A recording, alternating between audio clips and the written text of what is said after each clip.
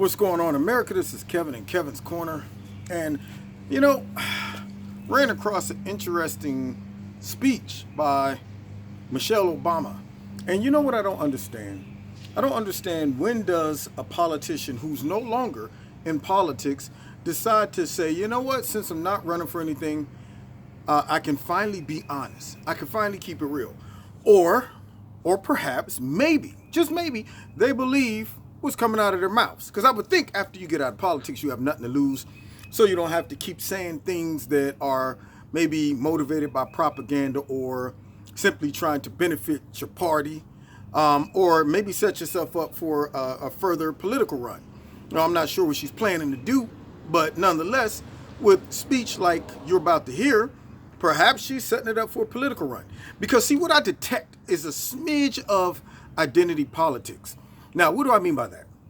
Identity politics isn't always used in the way that we think it is. Meaning that, okay, black, white, Asian, Mexican, gay, straight, Muslim, Christians, all of the things that make us different being used against us to motivate us to vote. Basically, identifying problems within each group, culture, or belief and saying, hey, everybody else is making this problem be a problem for you, but not us. Not us, no. We embrace all. And see, nobody is that inclusive. Nobody is able to say, I can look at every group of people across the whole United States and then somehow, magically, harmoniously attend and accommodate everyone's individual feelings and thoughts. Nobody's like that. But what they do is they create the perception of them being able to be all things to all people. But then there's that other side of identity politics, which is making people say, I don't want to be associated with a group of people. Basically, deeming a group of people as being incompetent, as being dumb, as being maybe behind when it comes down to just progressivism, just putting a label on like they're all just backyard people, kind of talk like that, and they probably live in some type of So what they try to do is they say, okay, we're going to indirectly, subliminally make people say, well, heck, if all the supporters are like that, I don't want to be classified as being in that group, okay? It's the whole, when I was little, okay, I got to tell y'all. When I was little, there was this little van that pulled up to the school, and I always wondered why certain kids get to go out to that little van. I want to know what was in the van. I found out what was in the van when my math and reading started to slip a little bit, and they invited me to the van. I thought it was special at first, and it turned out to be special. And after a while, I didn't want to go back to the van anymore. I had to get out of the van. And I pulled it together real quick. But the point is, all the kids was like, I don't want to go to the van. If the people that go to the van got this stigmatism, why would I want to be a part of those people? Well, it's the same thing when it comes down to the way they try to identify Trump supporters. I heard little Brian Stelter off of CNN one day. He was the grammar police, and he was doing a show on some of the grammatical errors in Donald Trump's tweets. And he said maybe he misspells those tweets on purpose so he can appeal to his certain people in his base. Basically what he's saying, they don't spell so good, and he wants to dummy it down so he can make them feel like he can identify with them. So therefore, if you guys are in that group, then you're probably not too smart either, and he needs to misspell words so you guys could feel like you have a connection. Donald Trump can't spell, and neither can we. That's what he's trying to do. But nobody wants to be in the group that can't spell, right? So that's another way of using identity politics. Well, Michelle Obama unfortunately became victim to this as well when she's trying to defend Hillary Clinton. Welcome back. Listen, One final and point women. tonight. Listen. Former First Lady Michelle Obama targets women who voted for Donald Trump. Uh-huh. Mrs. Obama spoke at the United States of Women Summit And this is what she said about What women she said? voters. What she said? Take a look. Let's take a look. Sorry, in light of this last election, I'm concerned about us as women and how we think about ourselves and about each other and what's really going on. I mean, I think more about what is going on in our heads where we let that happen.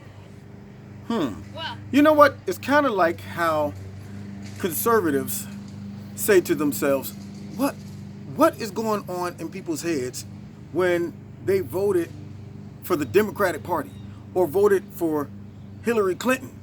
Did anybody stop to say, wow, this lady is completely corrupt and evil and crooked? I can't see how people couldn't see that.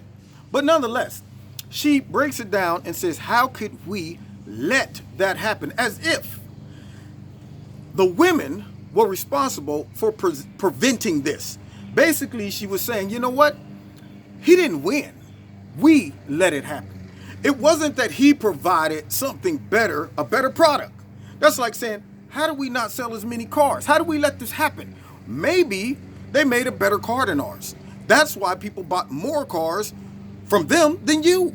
It had nothing about you letting them. You can't go up there and say, hey, buddy, what are you doing at this car lot? You're going to leave this car lot and get your butt over to my car lot and buy my cars, okay? Because I'm not going to let this happen.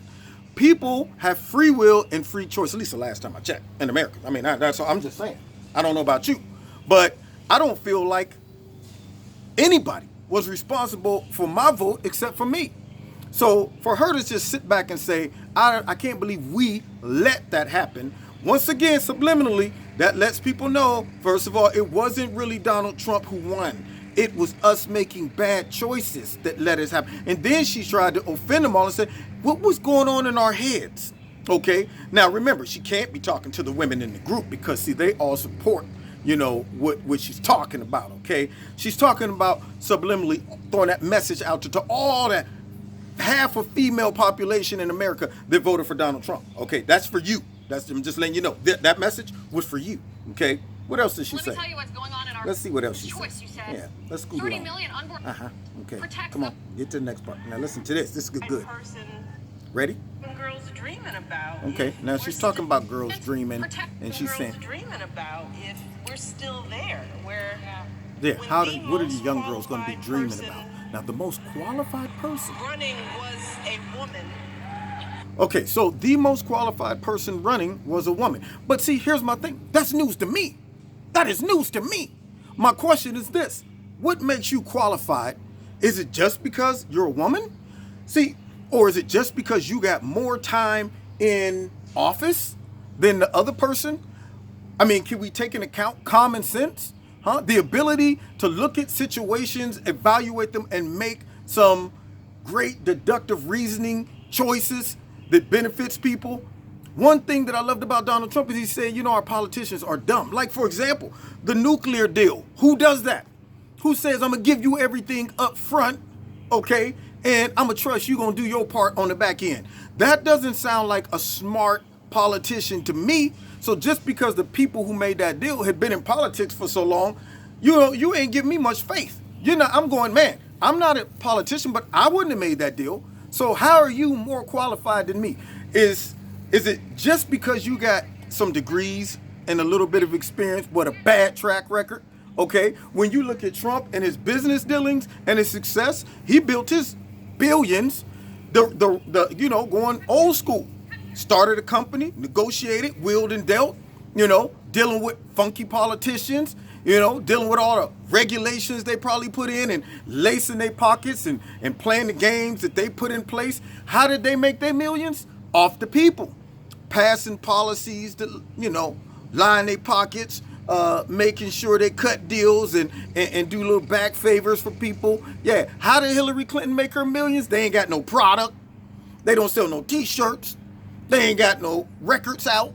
They ain't got nothing, okay? But yet they are worth like $200 million, you know. Now, my point that I'm trying to make is I would take common sense any day over a politician that's been in the game forever and has nothing to show for it except for bad track records. See, with Donald Trump, nobody had any type of data when it came down to his political career. So they were willing to take a chance on somebody who we said, well, at least it's a blank canvas. He could paint it any way he want. But Hillary had already slopped up her canvas, just throwing stuff all over the place like this. And what made me mad is you got some people who were so silly enough to look at that garbage and think it was art. You know how some people are, oh, look at that. That is beautiful. Look at the artist. It's the way the color, you see how she just contour. And I'm going, dude, that's a mess. Somebody just threw that mess up there and you telling me it's gorgeous. Yeah. See, so just the same way she was going, what were people thinking? I was saying the same thing. You don't see that ugly painting up there? Her stuff is a mess. So I go ahead and take my chances with the guy who at least can create, something. He might, whatever he does, got to be better than that garbage. So what else did she say? And look what we did instead. I mean, that says something about where we are. Says something about where we are. Everybody else, that's what we have to explore, because if we as women are still suspicious of one another, if we still have this crazy bar for each other that we don't have for men, if we're still doing that today, if we're not comfortable with the notion that a woman could be our president compared to what? Oh, see, now okay. She went too far. First of all, she's trying to blame all the women. She's saying, you know what? If we're just not there, once again, going back to the blame game, for some reason, Hillary Clinton and Michelle Obama and some other women in the world that did not vote for President Trump, some reason they believe that women did not vote for President Trump. Did not vote for Hillary Clinton because what? Because maybe their husbands say, hey, woman, I like Mr. T or somebody, hey, woman, don't you go in there and vote for Hillary Clinton, fool. No. She belittled the intelligence and the voter IQ of half of the female population in America. That's what she just did. And that is a form of identity politics. That's what it is. It's saying, you know what? If your intelligence, if your ability to look at how smart Hillary was and how more qualified she was, if you are so insecure that you won't allow a woman to be the president and you're holding women to a higher standard than men, huh? What's wrong with you? That's what she said. What's wrong with you?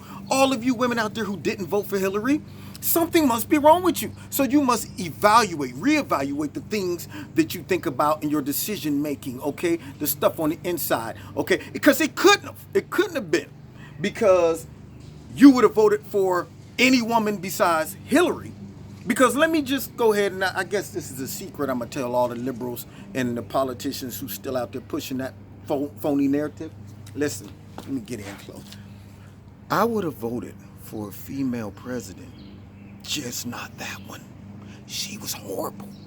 And now you're trying to belittle the intelligence of millions of women who saw that she was horrible. And that's why they didn't vote for her. Okay? Put that in your pipe and smoke it. Because that's what happened. And for them to get out there and keep saying stuff like, you didn't vote for her because she's a female and you're insecure and you're setting a higher bar for women. It just kills me that they act as if in every social category we have now regressed back to 1705 or something. We become more racist. We become more sexist. We become more all of this stuff. And I'm going, are you kidding me? Are y'all just out there creating the perceptions of how horrific everything has become and polarized and men hate women now and women. It's unbelievable the way that they are using identity politics and belittling the intelligence of millions of Americans, as if all of our choices are based off of impulsive decisions and emotions and stereotypes. I can't elect a woman because she'll probably be in a White House crying and snotting all over the place. And I can see it now. Wake up in the middle of the night all emotional and decides to blow up North Korea. And I'm going, that is not how we're sitting around thinking. Or, we got to do something about the attacks on all the transgenders and gays, and I'm going, are you kidding me? Y'all are creating all this crap. It's a delusion, man. I mean, we have come so far that right now people walk past gay people and don't care. I'm gonna be honest. If this was 85, maybe you might be like, hey, dude, look at the queers over there. But now nobody cares. But yet they put it out there like we're still struggling. We're still trying. It's a mountain, all to push an agenda and drive people to vote based off of feeling compassionate, feeling like you're part of some movement, feeling like you're virtuous and righteous and you're trying to show progress and you're still in the struggle. What struggle? What struggle? When's the last time you got hit with a water hose? Huh? When's the last time they sick the German shepherds on you? Women, when's the last time you walked into a place and your boss was like, hey, toots, get over here. These broads, you know, I mean, back in the day, cats was like that. But we've come so far. Okay, we've come so far. Now, granted, I'm not saying there's not room to grow. But don't be up there telling these women that and they clap. She's right. She's right. No, she's not. She's manipulating you. And she probably don't believe Hillary was the right candidate either. So my question is, why? Why aren't you just now keeping it real, saying Hillary was a garbage candidate? And she lost because she was a garbage candidate. Period. Not because the women let her down. So, unless you're running for president at some point, Michelle, you can finally be honest with us. It's okay. It's okay, just let it out. It's just us. So you don't have to fake the funk no more and tell everybody it's because of sexism or reverse sexism or something like that. It's like, you know what? That's like saying, you know what? I'm ashamed at all you black people that did not vote for Obama because he's black. As if we are obligated to vote off of color and not off of policies. See how silly that sounds? Okay, let me go into my, and I'm back. All right, you've been listening to Kevin at Kevin's Corner. If you like this video, hit like, share it, hit subscribe, and the notification button so you'll get the videos. Hey, I appreciate all the support. If you want to continue supporting Kevin's Corner, there are links in the bottom to show you how to do that as well. And check me out on Wednesday nights where we talk live in Kevin's Corner on my radio blog talk show. God bless you. See you next time in Kevin's Corner.